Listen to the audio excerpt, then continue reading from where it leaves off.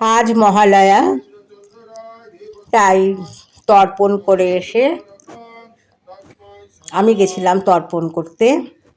আমাদের এখানে আমার পক্ষে তো গঙ্গায় যাওয়া সম্ভব না, তাই আমাদের এখানে একটা খুব সুন্দর ঝিল আছে, ওখানে সবাই তর্পণ করে।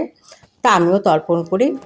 তা ওখানে তর্পণ করে এসে তারপরে উঠেছিলাম আজকে ছাদে। ছাদে আমাদের এই গাছগুলো সবে লাগিয়েছি, গাছে এখনও ফুল টুল কিছু ফোটেনি। হ্যাঁ, চর্চা করে যাই।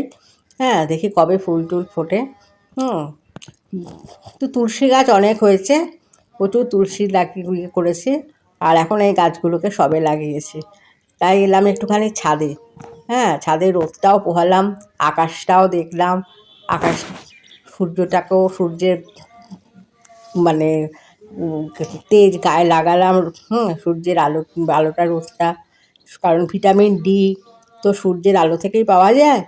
হ্যাঁ, ওই জন্য ছাদে এসে একটুখানি আজকের দিনটা একটু মনটা ভালো করলাম। এমনিতে আসি প্রতিদিনই ছাদে, আমি ছাদে গাছে জল দিতে আসি। সকালবেলা একবার আসি, বিকেলবেলা একবার আসি। হ্যাঁ, তারপরে আমাদের ফ্ল্যাটের একজন, উনি আবার ইয়েতেই ছাদে তর্পণ করে। এই হচ্ছে ব্যাপার। এখন রাখি বন্ধু।